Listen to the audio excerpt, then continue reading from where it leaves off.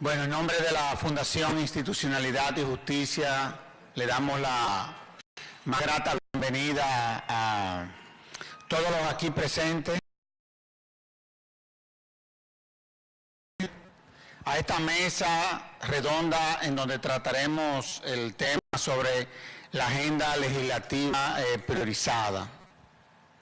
Y en ese sentido, la Fundación Institucionalidad y Justicia, la FINJUS, pendiente del fortalecimiento del Estado social y democrático de derecho y la gobernabilidad democrática en el país, considera fundamental que para dar cumplimiento a los ejes antes mencionados, se hace necesario que la ciudadanía conozca en detalle cuáles son las temáticas legislativas que consideramos son prioritarias en cada legislatura.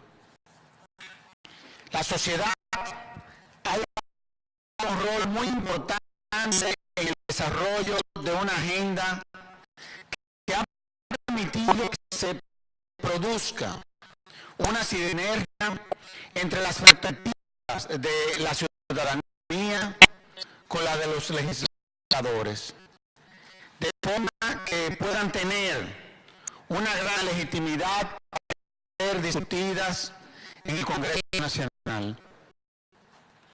Tanto la labor constitucional de representación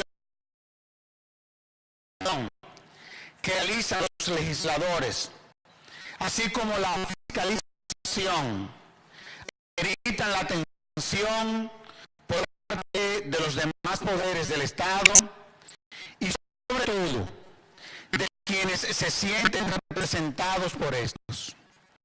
En ese sentido, la presentación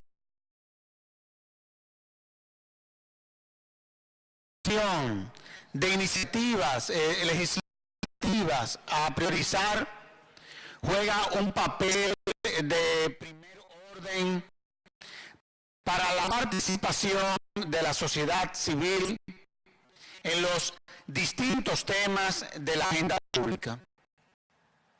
No obstante, en algunas ocasiones nos mueve a preocupación que a lo largo de los años ha costado mucho el consenso respecto a la aprobación de leyes que verdaderamente están direccionadas al fortalecimiento de la institucionalidad.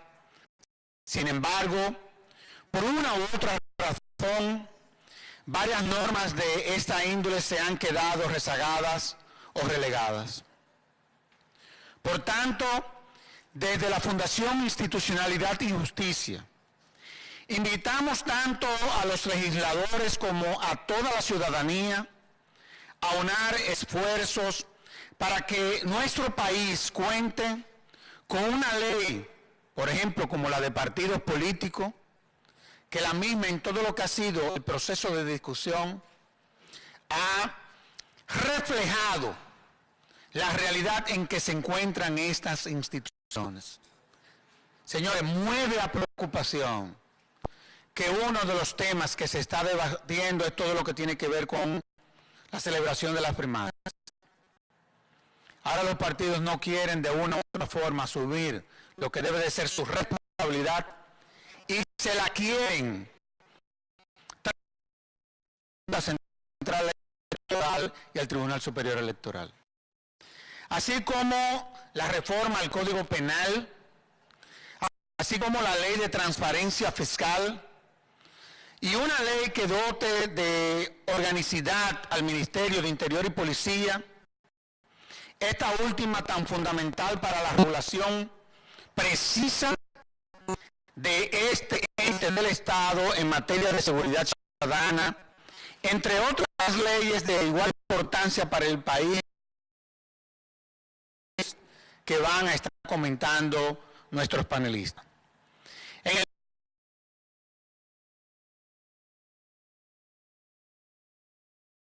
el día de hoy agradecemos contar con el privilegio de dialogar respecto a estas temáticas acompañado de dos juristas del más alto nivel para el derecho penal dominicano, como lo es Manuel Ulises Bonelli y Ricardo Rojas León, quienes son también grandes colaboradores de la Fundación. De igual manera, agradecemos al economista Ernesto Selman del CRES, quien ha trabajado en otras ocasiones dando opiniones trascendentales para el buen curso de determinadas legislaciones en la materia, la cual es un connotado experto. La FIN, en el marco del programa de acción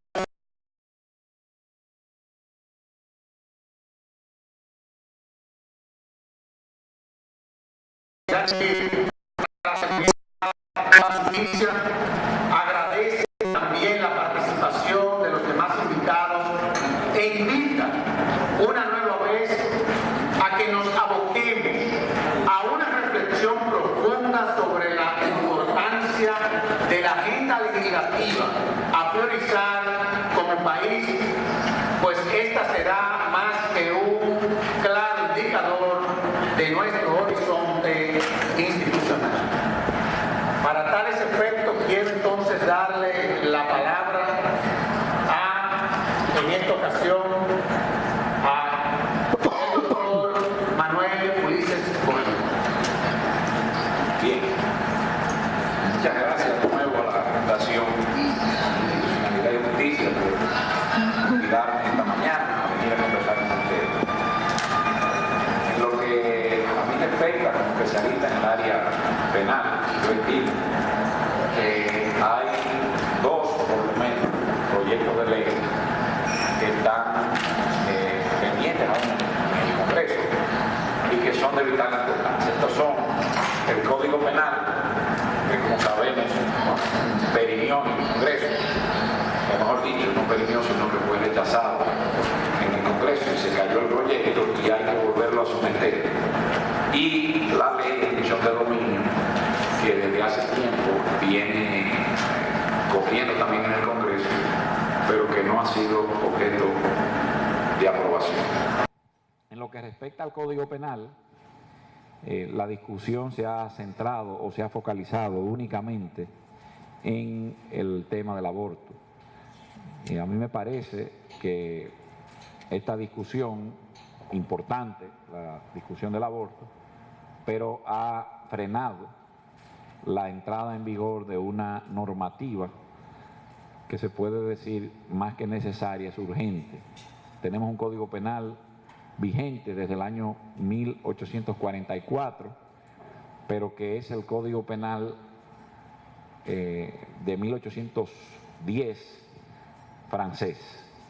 De manera que nosotros tenemos un código de 1810, tenemos una criminalidad distinta, no solo en la República Dominicana, sino en el mundo, y se pudiera decir que así como el mundo es cosmopolita, así la criminalidad también.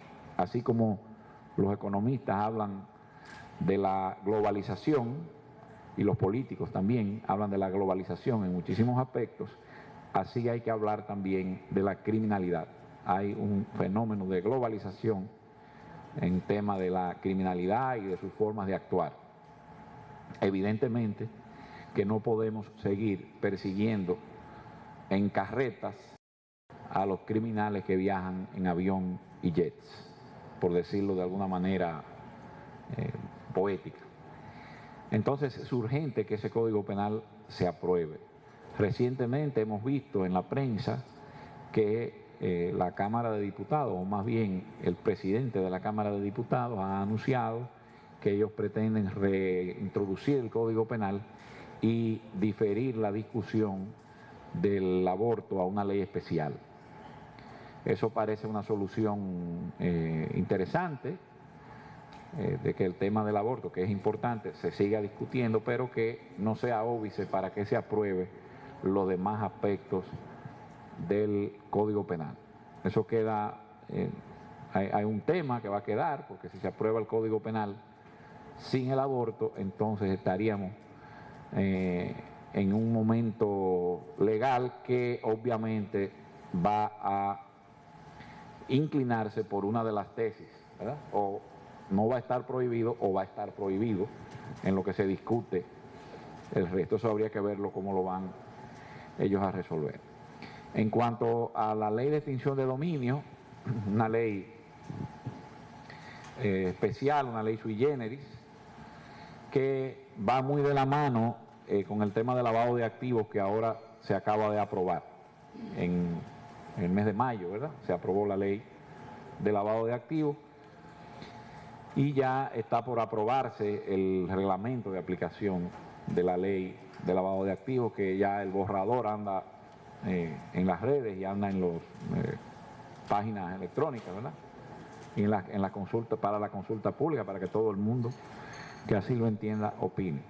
Entonces, la ley de extinción de dominio es una ley que tiene su base constitucional en el artículo 51.6 de la Constitución, que establece que una de las formas mediante la cual se puede, el Estado puede suprimir de alguna manera, vamos a llamarlo, el derecho de propiedad sobre la base de la ilegitimidad del bien o de la adquisición ilícita del bien mediante los juicios de extinción de dominio.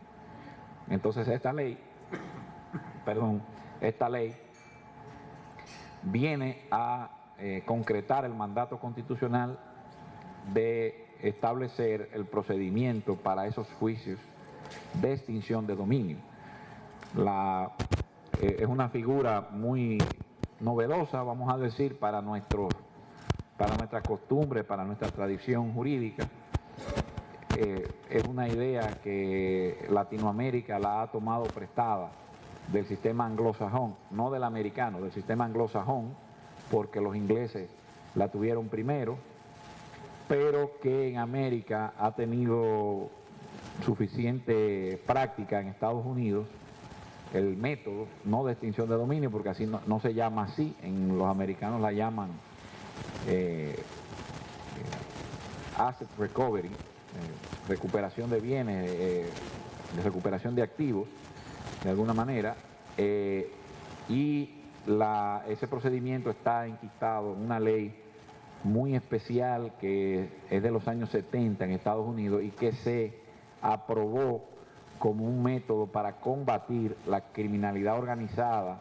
En ese momento en Estados Unidos estaba el tema de la persecución a las grandes mafias italianas, sobre todo, la Cosa Nostra, y recordemos que en los años 70 el cine nos puso de moda el tema también con la saga El Padrino, ¿verdad? Entonces esta ley, que es la ley Rico, en Estados Unidos fue la ley que utilizó el gobierno americano, la fiscalía, para poder perseguir con eficiencia a estas mafias. Y más que un instrumento, más que valerse del derecho penal, de alguna forma tradicional, con la persecución de las personas por cometer las infracciones y llevarlas a la cárcel para que pagaran en consecuencia, la ley Rico tiene un capítulo en el orden civil que se concentra en la persecución de los bienes, sobre la conciencia de que estas organizaciones criminales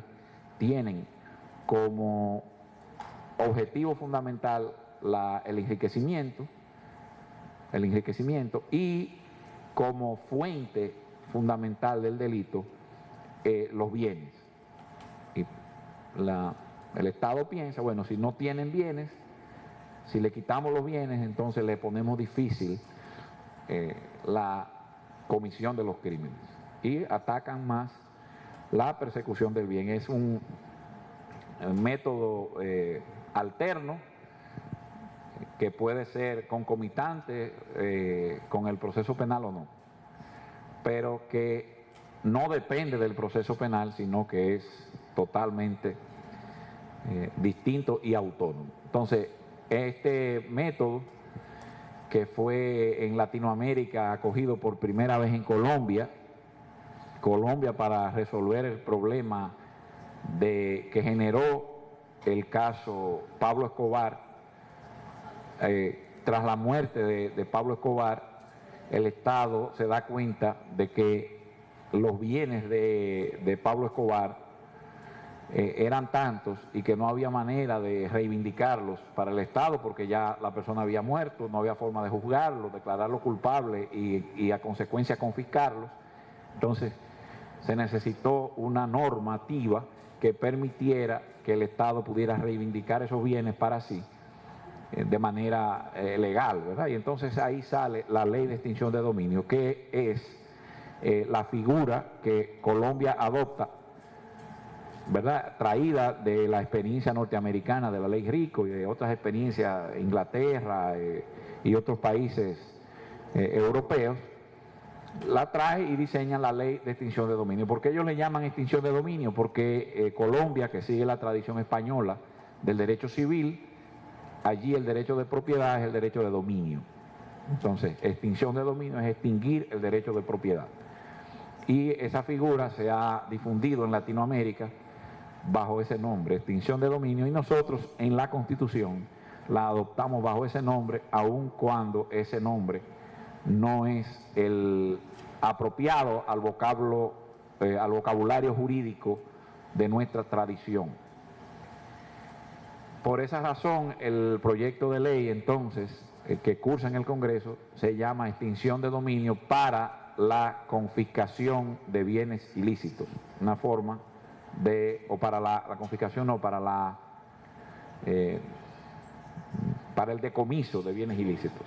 Así se llama el proyecto de ley, una forma de llamarlo extinción de dominio porque la Constitución así lo dice, pero de aterrizarlo a nuestro vocabulario tradicional poniéndole decomiso de bienes ilícitos. Este es un proyecto de ley que cursa todavía en el Congreso, ha tenido aprobación en el Senado, pero luego se cayó y está pendiente todavía de aprobación ahí. Es un tema que tiene sus implicaciones y sus debilidades también, pero que creo que aporta más que lo que pudiera quitar, y estamos en la esperanza de que el Congreso vuelva a retomar la discusión de este proyecto de ley y que termine por aprobarlo. Gracias.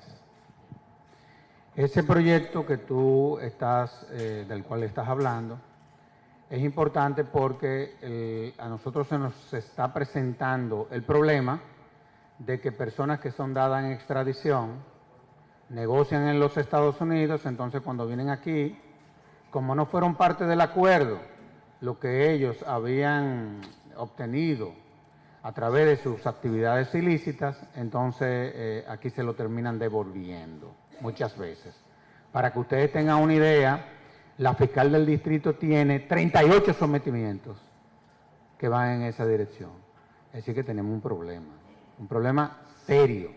Aparte de que es una herramienta también efectiva para la lucha contra la corrupción, porque es que cuando tú no puedes justificar tu patrimonio, yo creo que como herramienta no deja de ser interesante, y conjuntamente con la de lavado y otras disposiciones del Código Penal del cual tú hablabas, yo creo que teniendo una visión holística pudiésemos resolver un problema en donde evidentemente el Estado ha fracasado. Me refiero al de la lucha contra la corrupción, que ha sido un verdadero fracaso en la República Dominicana. Eso parecería que no hay forma de cómo abordarlo, ni muchas veces uno cree que ni siquiera existen los mecanismos para poderlo atacar, prevenir, en fin. De todos modos, este es el país en donde vivimos. A continuación le voy a dar la palabra a Ricardo Rojas León, que como dije es un connotado experto, pero que ha venido trabajando conjuntamente con el magistrado Bonelli en todas las que son estas propuestas legislativas que se están trabajando en el Congreso Nacional. Es decir, lo que están asistiendo técnicamente, eso lo estoy diciendo yo, y no es una indiscreción porque yo sé que es así, quizás ustedes no lo pueden decir, a nuestros congresistas en esos puntos son ellos dos. Así que, Ricardo Rojas León. Bien, muchas gracias, Servio Tulio, a la Fundación por esta nueva oportunidad que nos brinda de venir a compartir algunas ideas con nuestros amigos, algunos de los cuales son asiduos a este tipo de intercambio. Brevemente voy a referirme a 2 puntos tocados por Ulises. Comienzo por lo último, el decomiso civil de bienes ilícitos, además de lo que ha planteado Ulises, forma parte de la recomendación número 38 del Grupo de Acción Financiera Internacional del GAFI. Nosotros como país estamos actualmente siendo evaluados por el GAFI, fuimos evaluados en el 2005, estamos en seguimiento continuo. Hay una misión que debe venir a evaluar a República Dominicana en enero del año próximo.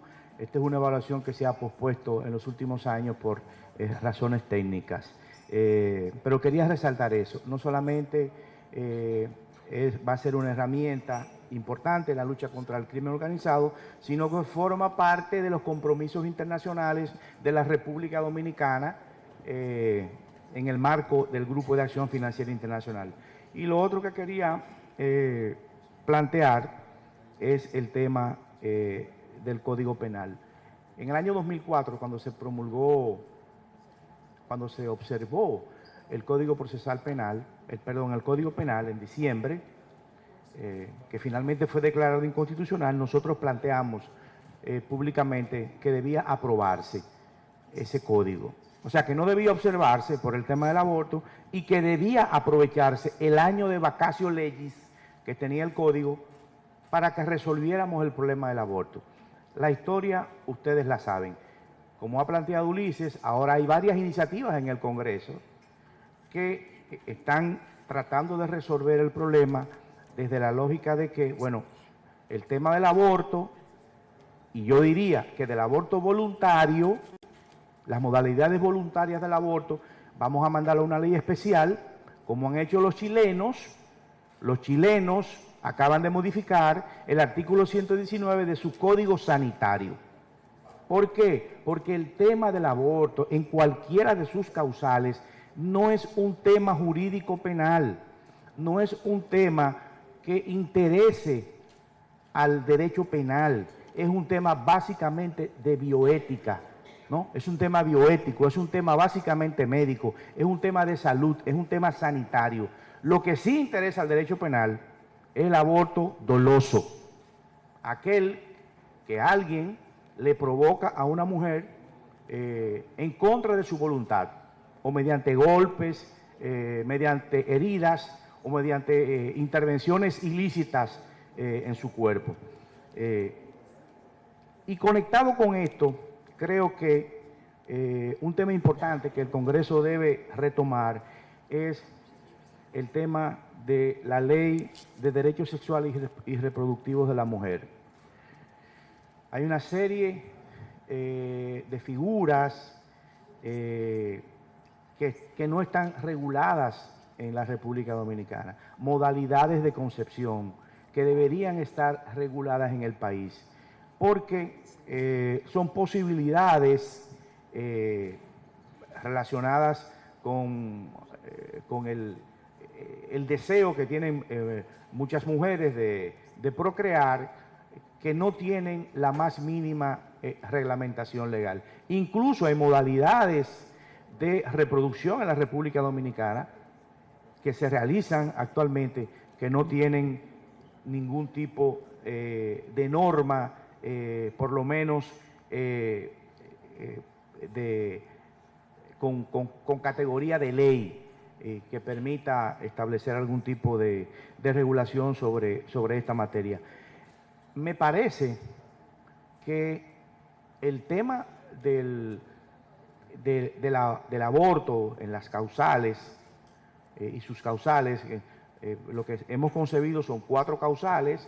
Una, o la que se concibió fue una, la del párrafo capital, y otras 3 adicionales perfectamente pueden estar incluidas en una ley de derechos sexuales y reproductivos de la mujer.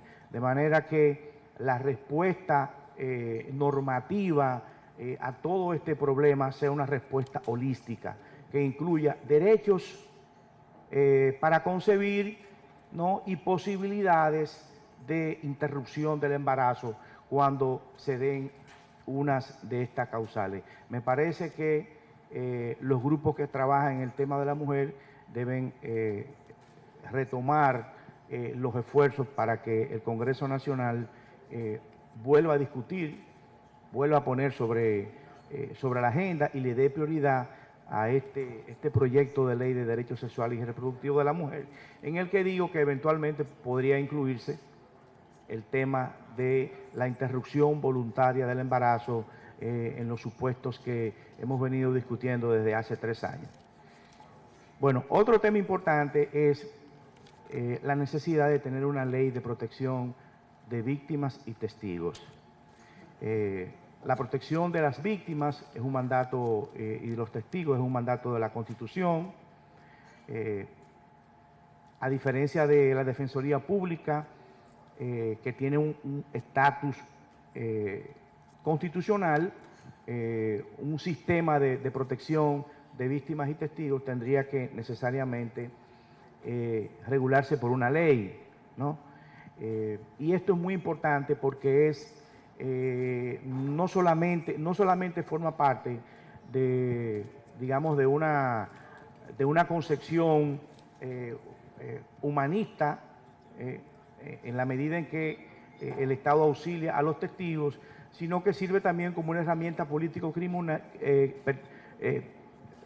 auxilia a las víctimas, sino que sirve como una herramienta político-criminal en la medida en que protege a los testigos. En República Dominicana hay muchos casos de criminalidad organizada que no llegan a feliz término por la falta de protección a los testigos. Aquí la gente no quiere complicarse la vida. Aquí la gente, en casos de crimen organizado, no quiere deponer como testigos por la posibilidad de que ellos o sus familias sean víctimas de atentados. Entonces el Estado, si va a dar una respuesta integral al problema del delito, además de tener una nueva ley de lavado de activos, tener un código penal, que por ejemplo tiene un catálogo muy completo de delitos contra el patrimonio público que han estado ausentes de la discusión, porque nos hemos concentrado, como dijo Bonelli, en el tema del aborto, ¿no? Entonces, además del Código Penal, de la Ley de Extinción de Dominio y de la Ley de Lavado de Activos, del remozamiento de la Ley de Lavado de Activos, esta Ley de Protección de Víctimas y Testigos es una necesidad importante y que no puede seguir posponiéndose su conocimiento y aprobación. Finalmente, me voy a referir a la Ley de Partidos Políticos, que como sabemos lleva más de una década en el Congreso y actualmente está paralizada por 3 puntos. La participación de la mujer, el tema del padrón, si las primarias se hacen con padrón abierto, no abierto, si se hacen simultáneamente, y el tema del financiamiento. En relación con lo primero, a mí me parece que es perfectamente justificable que se incremente la participación de la mujer, la participación obligatoria de la mujer en las boletas electorales. La mujer en la República Dominicana hoy en día está liderando no solamente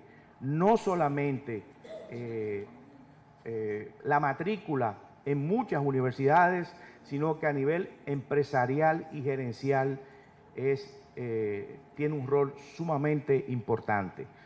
A nivel de microempresas, hay un porcentaje mayoritario de microempresas que están siendo dirigidas por mujeres. Y si es así, si esa es la realidad, ¿no?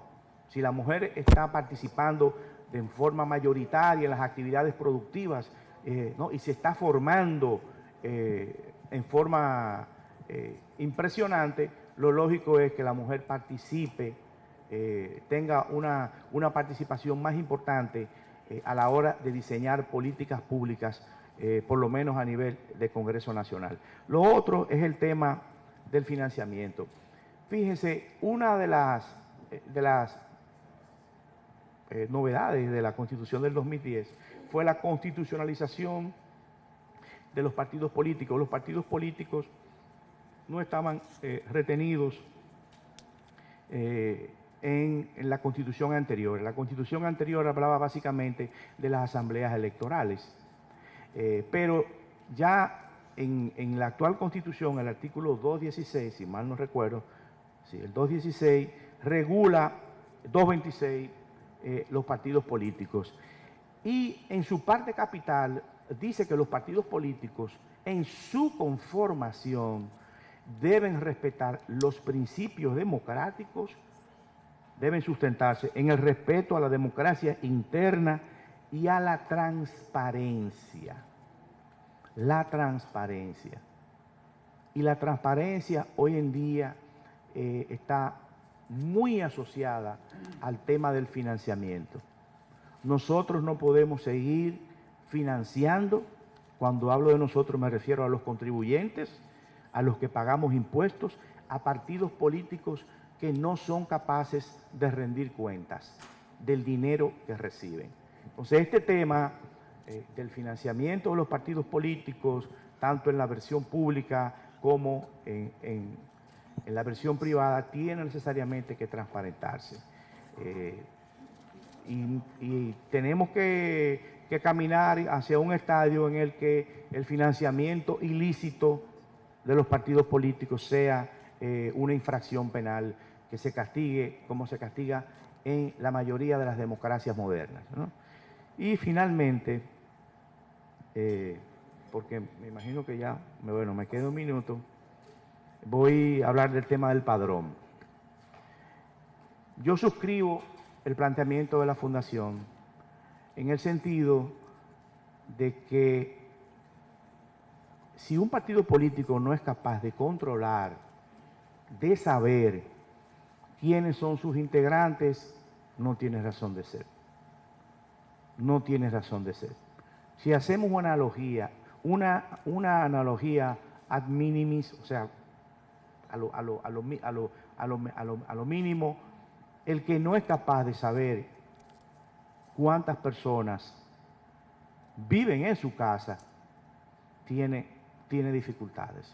Entonces, yo entiendo que el tema de los padrones internos de los partidos es una responsabilidad exclusiva de los partidos. La realización de asambleas y de primarias tiene que ser una responsabilidad exclusiva de los partidos. La ley vigente, que es otro tema pendiente, ¿no? El remozamiento de la ley electoral, la actualización de la ley electoral prevé que en los casos en que haya elecciones primarias para candidatos, la Junta Central Electoral debe supervisar. Pero en otros casos no se... es una simple potestad.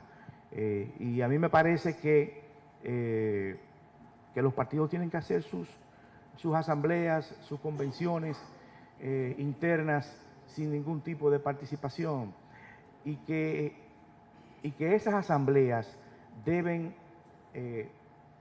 suponer el menor costo posible para los ciudadanos. No es concebible que el país, con las dificultades que tiene, con las carencias que existen, con las necesidades de financiamiento, con los requerimientos de gasto social, con las demandas sociales que hay, se dé el lujo de gastarse o de llegar a gastarse 5.500 millones de pesos en la supervisión de las asambleas de los partidos, que perfectamente esas organizaciones pueden hacer sin que implique ningún gasto de dinero público, de dinero de los contribuyentes. Y con esto termino. Muchas gracias.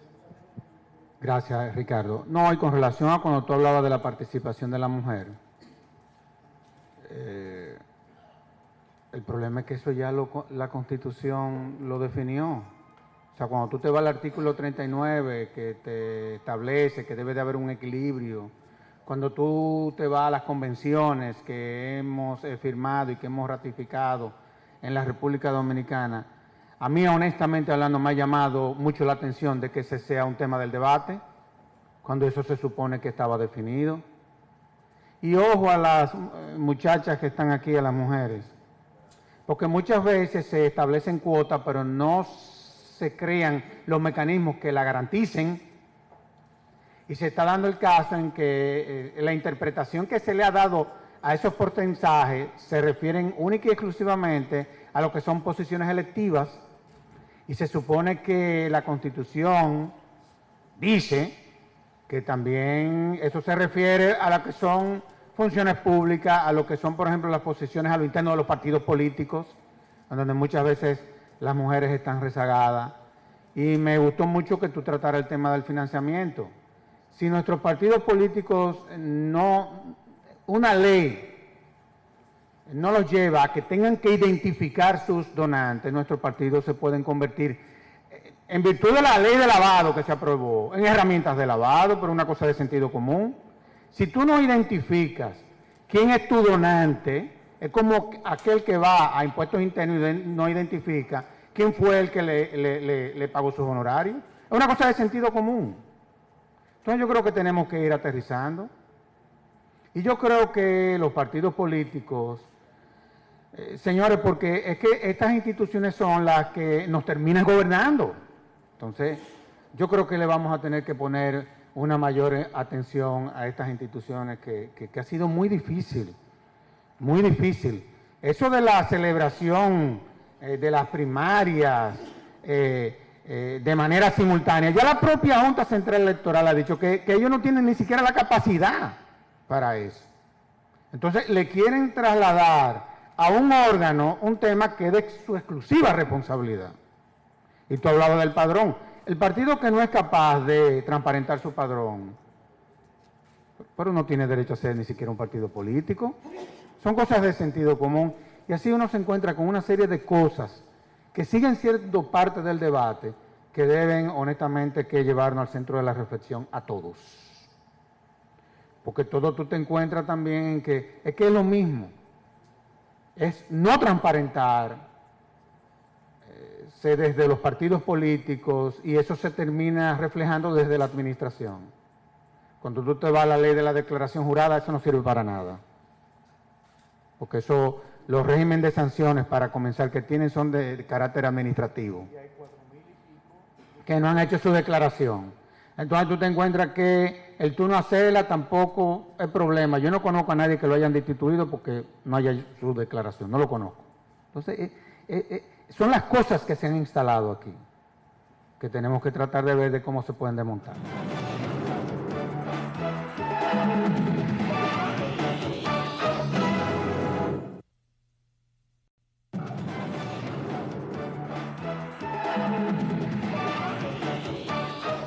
A continuación, Ernesto Selman, del CRES, él ha venido trabajando propuestas que tienen que ver precisamente con fomentar la transparencia en el gasto, en fin, desde la administración, así que lo dejo con Ernesto Selman. Gracias. Bueno, mi rol es hablar sobre el proyecto de ley de responsabilidad y transparencia fiscal que cursa en el Congreso Nacional desde octubre del 2013. Se ha perimido en un par de ocasiones y se ha reintroducido. Hay una iniciativa nueva en el Congreso para reintroducirlo. Sin embargo, yo quiero opinar sobre algunas cosas que los juristas se han referido y no quiero meter mi cuchareta ni tampoco contradecir, pero creo que el debate, precisamente, creo que el debate que se tiene en algunos de los aspectos que hemos estado mencionando es muy importante, porque lo que se hace evidente cuando se hablaba en todos los casos aquí sobre el tema de la ley de partidos políticos, lo que hemos estado diciendo aquí es las debilidades institucionales que existen en los partidos políticos. y los partidos políticos son los pilares de una democracia. Pero cuando en los partidos políticos no hay democracia, entonces la democracia realmente no está funcionando. No hay un proceso en el cual la ciudadanía se integra a estos instrumentos de la democracia para que entonces puedan ser representados realmente, y lo que ha sucedido es que se han secuestrado los partidos políticos por unos cuantos, en cada uno de los casos, porque esto es un tema sistémico, esto es un tema de todos los partidos. Se secuestran los partidos políticos, se secuestra la democracia, se secuestra el Estado y toda la política pública, y por eso vemos el sistema que tenemos, incluyendo la corrupción y la impunidad. Y sin un mecanismo de consecuencias, porque los mecanismos de consecuencia en una sociedad es lo que termina sellando el Estado de Derecho. Y si no existen mecanismos ni consecuencias por las cosas que suceden en una sociedad, entonces esa sociedad está destinada a fracasar. Y eso no es lo que queremos en República Dominicana. Entonces yo creo que es un tema fundamental para el tema, porque es que las instituciones políticas y jurídicas son las que terminan creando el ambiente para que se realice el intercambio económico. Entonces, si tenemos instituciones políticas y jurídicas débiles, entonces el funcionamiento de la economía será débil.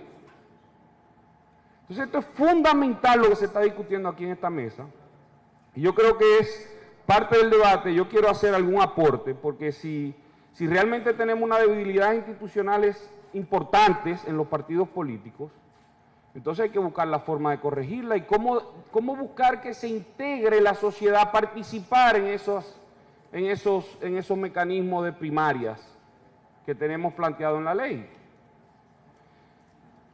Y yo quiero aquí aportar, y por eso el debate se va a hacer en todo el país.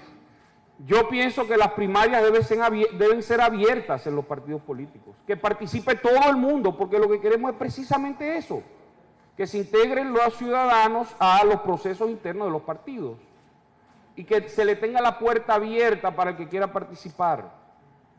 Y si eso es así, entonces tiene que usarse el padrón de la Junta Central Electoral, no padrones cerrados, que nada más participen los miembros de esos partidos. Porque ¿qué pasa si cerramos los padrones de los partidos y no inscribimos a alguien que está trayendo de la facción de fulano? Ah, no, ese no se inscribe porque el secretario de organización es de mi facción y eso no se inscriben. Entonces yo creo que una de las formas de abrir la participación de la ciudadanía son las primarias abiertas, aunque estén organizadas por los propios partidos, pero primarias abiertas donde todo el mundo pueda participar, porque si no mantendremos los partidos secuestrados, la democracia secuestrada, el Estado secuestrado. Esa es una opinión divergente que yo estoy aportando aquí en la mesa. No quiero contradecir ni mucho menos, pero es parte del debate que debe hacerse, y es parte del debate que debe hacer toda la sociedad dominicana, porque esto es fundamental para la vida institucional y económica, que de nuevo tiene consecuencias todo esto. La separación de poderes. ¿Por qué separamos las elecciones municipales y luego congresionales y de presidente y vicepresidente? Si el arrastre se iba por el Congreso principalmente, y la separación de poderes, lo que se busca es separar el poder ejecutivo del legislativo principalmente. ¿Y esas dos elecciones son juntas? Hay algunas cosas que debemos revisarnos, y que hay unos aspectos que van a mantener la debilidad institucional, y eso hay que ver cómo buscarle la vuelta. Y pienso que aunque sean organizadas por los propios partidos, las primarias deben ser abiertas y deben ser con los padrones del padrón de la Junta Central Electoral, porque es donde están todos los ciudadanos, si es posible participar. Bueno, lo otro que quería anotar, y ya es un tema sobre el tema del Código Penal. Yo obviamente no soy jurista ni me voy a referir a temas jurídicos específicamente, pero sí yo quiero referirme al tema del aborto, la concepción de la vida. Yo creo que nadie en su corazón desea que nadie aborte, ¿verdad? Pero si esto es un tema de salud, etcétera, yo creo que el tema ético es muy importante, como mencionaba Ricardo. Yo creo que también debemos fortalecer los mecanismos por medio del cual puede haber adopción de niños en la República Dominicana. Porque aquí estamos llegando a los extremos que hasta se están transando órganos, señores, de niños, comprando y vendiendo órganos. Y eso, en este pueblo, yo no sé en otro pueblo, en este pueblo, yo creo que eso es una cosa que nosotros no nos gusta, y yo creo que son principios fundamentales de la... Juan Pablo Duarte hablaba de la garantía de la vida, la propiedad y las libertades, y la vida, estamos hablando de la vida. Entonces, en el corazón, y yo creo que son transformación del corazón, yo creo que hay que tener los reglamentos necesarios, pero hay un tema que los mecanismos de adopción de niños en República Dominicana, la participación de sociedad civil, iglesia, etcétera, yo creo que eso hay que buscar cómo fortalecerlo, porque nadie realmente en su corazón quiere ver abortos, yo creo, o yo espero, o yo me imagino, ¿verdad? Bueno, esto es un tema que yo tenía que dejar acotado, y creo que el mecanismo de adopción es muy importante en cualquier sociedad, y la integración de la sociedad civil. Bueno, yo me toca aquí hablar realmente de temas económicos, del proyecto de la Ley de Responsabilidad y Transparencia Fiscal. Fíjense, en la República Dominicana, a raíz de la crisis de finales de los 80 y principios de los 90, esa crisis se generó principalmente por un exceso de gasto público que terminó financiando y sirviendo la deuda con dinero inorgánico. Y eso generó una crisis en los precios, en unas distorsiones importantes, en una incertidumbre importante para la actividad económica, que se degeneró en inflación y otros efectos en la economía. Y a raíz de la crisis económica de finales de los 80, principios de los 90, la República Dominicana adoptó una política fiscal responsable. ¿Por qué responsable?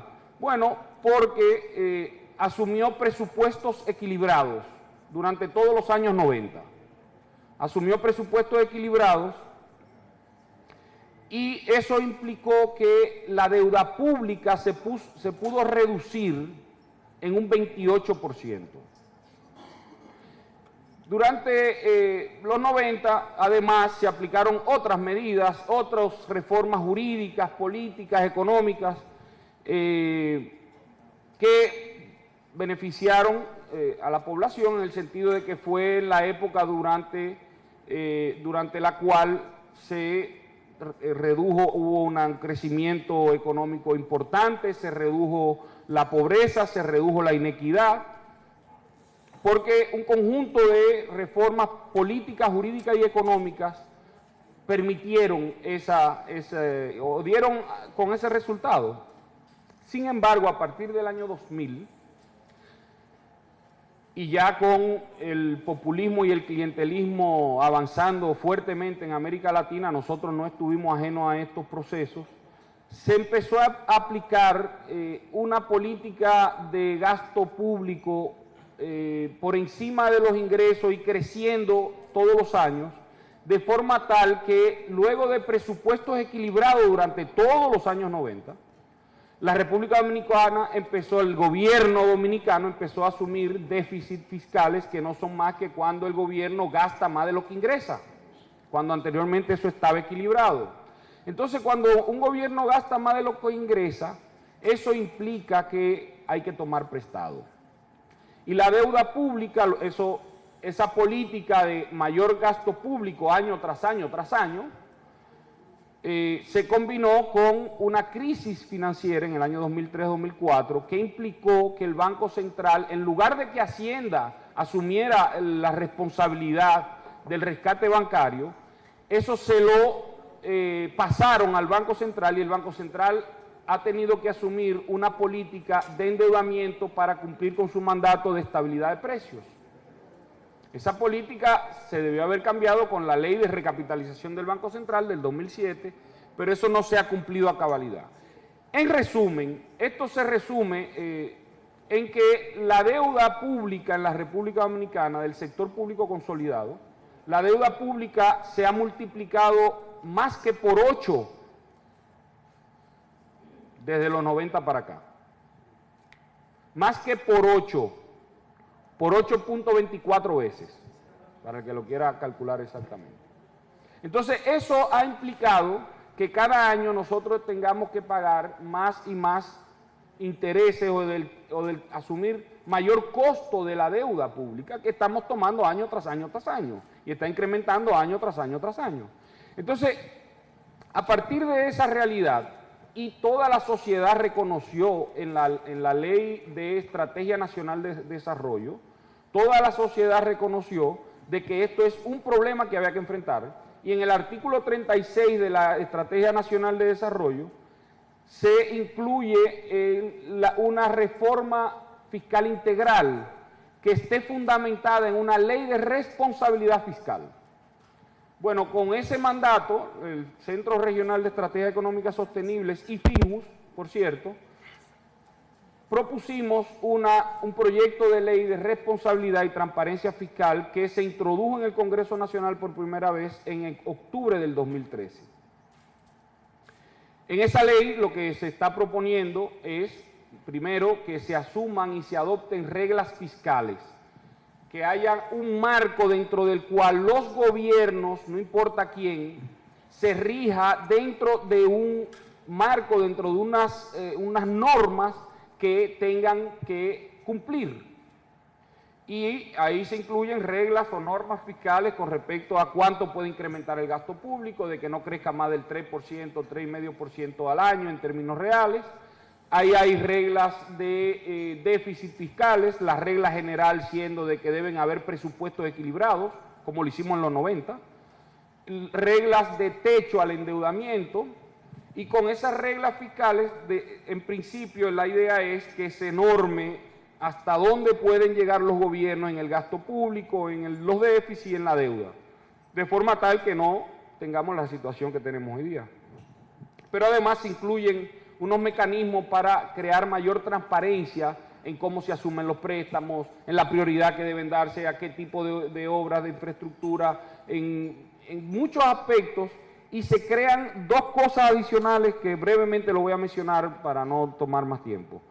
Uno, un fondo de estabilidad, de estabilización económica, el cual serviría, por cierto, una parte está planteado desde que se creó el proyecto de ley, está planteado para que pueda cubrir los fenómenos de la naturaleza, como están sucediendo hoy día. Si tuviéramos un fondo de ese tipo alimentado ya por una fuente que identificamos, ese es mi nombre, eso no es nada. Si hubiéramos tenido ya unas fuentes que hemos identificado, o el día de hoy no tuviéramos que asumir nueva deuda para enfrentar estos temas de la naturaleza, por ejemplo, entre otros aspectos, y ahí se alimentaría diferentes de las explotaciones mineras, de los recursos que se obtienen de la minería, porque hoy día estamos, digamos, agotando unos activos y gastándolo en gasto corriente, y eso también hay que ver cómo se modifica. Y lo otro es un fortalecimiento del Congreso Nacional desde el punto de vista técnico, económico, creando ya por ley una oficina congresual con técnicos independientes de los partidos, etcétera, que pueda evaluar todas las iniciativas, pueda darle seguimiento a los presupuestos, pueda emitir informes, entre otras cosas, de forma tal que pueda haber un contrapeso, porque hoy día se envían los presupuestos, se envían las leyes, se aprueban leyes que tienen implicaciones económicas, leyes generales que tienen implicaciones tributarias, etcétera, que está distorsionando un poco el ambiente de negocio y distorsionando las decisiones, al final, económicas. Entonces, estos son algunos de los aspectos que se están proponiendo dentro de esa ley de responsabilidad y transparencia fiscal que junto con FINJUS propusimos y que se estará reintroduciendo en esta legislatura, según nos han dicho por lo menos 30 diputados. Yo voy a meter la cuchara en lo que ha planteado nuestro querido amigo y economista, Eduardo Selman, Ernesto. El primer comentario lo voy a hacer con si no la autoridad, por lo menos el permiso que me da el ser profesor de Derecho Constitucional Económico en la UAS. El tema del déficit es un tema que, por ejemplo, el déficit fiscal y los temas presupuestarios son temas que en Europa, por ejemplo, hoy en día, desde ya hace algunos años, tienen una connotación mucho más importante.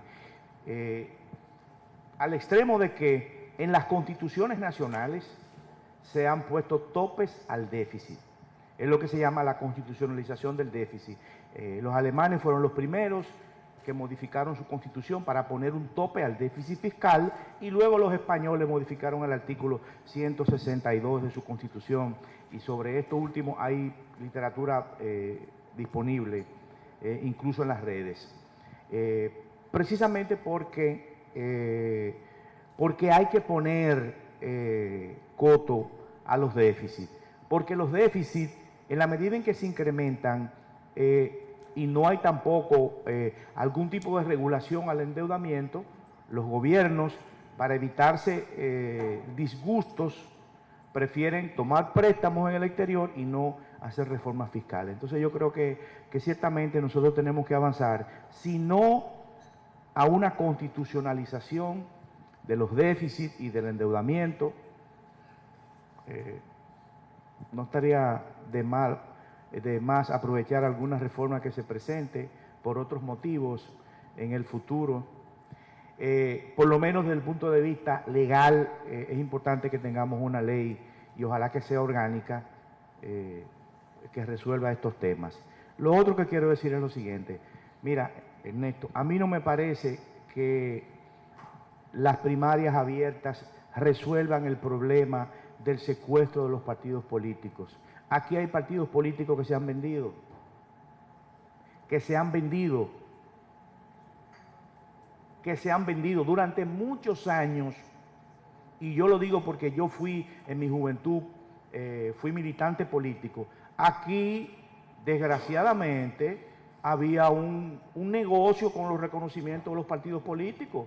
Aquí todo el mundo recogía de que el 5% de los inscritos en el padrón y vaya usted a ver. Entonces, el que el ciudadano de la calle pueda votar en un partido político, que es un acto fugaz, eventual, ocasional, no me garantiza la democracia interna de los partidos políticos, que es lo que nosotros necesitamos, la renovación interna de los partidos políticos, que la juventud tenga una mayor participación, ¿no? Que las mujeres tengan una mayor participación en los partidos políticos. Entonces, a mí me parece que de esa forma no lo vamos a lograr. Y sobre todo por esto que digo, hay una fugacidad, no hay ningún control. No hay ningún control. Además de que las primarias abiertas con el padrón de la Junta se pueden prestar para muchas cosas. Se pueden prestar para muchas cosas. Yo que veo Juego de Tronos he aprendido, ¿no?, de Littlefinger, que uno tiene que pensar en lo peor. Y en un país donde el clientelismo político, la compra de votos, la vulgar compra de votos en las elecciones es una norma, no descartemos que en un proceso de primarias abiertas, aquel que tenga la posibilidad de movilizar a 300, 400, 500 empleados subalternos suyos, los obligue a participar en las asambleas, en las primarias de un determinado partido político y de votar de una forma específica. Repito y concluyo que las primarias abiertas no me resuelven el problema de la democracia interna de los partidos políticos. Vamos a seguir con el caciquismo, con el conuquismo a nivel de los partidos políticos, porque esas elecciones van a ser un acto fugaz. Nos vamos a dar el bombo de que hay participación popular, pero al final eso no va a servir para nada. Yo quiero felicitar a los panelistas, sin desperdicio. O sea, tú tenías a un Ernesto Selman, a un Ricardo Rojas y a un Manuel Ulises Bonelli sentado en la misma mesa. Eso es un lujo. En honor a... y con frío. Eso es un lujo. Porque son gente que tienen criterio. Y sin lugar a dudas tienen unos niveles de formación en sus temas impresionantes. A mí me consta. Así que en nombre de la Fundación quiero agradecerle a ustedes tres que hayan contribuido a estos aportes que sin lugar a dudas, y créanlo, impactarán. Esa es la realidad. Y de lo que se trata es de empoderar a la ciudadanía de estas cosas, de empoderarla, de que vayamos asumiendo y de que vayamos generando consenso en torno a estos temas. Y en nombre de la Fundación quiero entonces a todos invitarlos a un refrigerio y que sigamos compartiendo hasta las 11.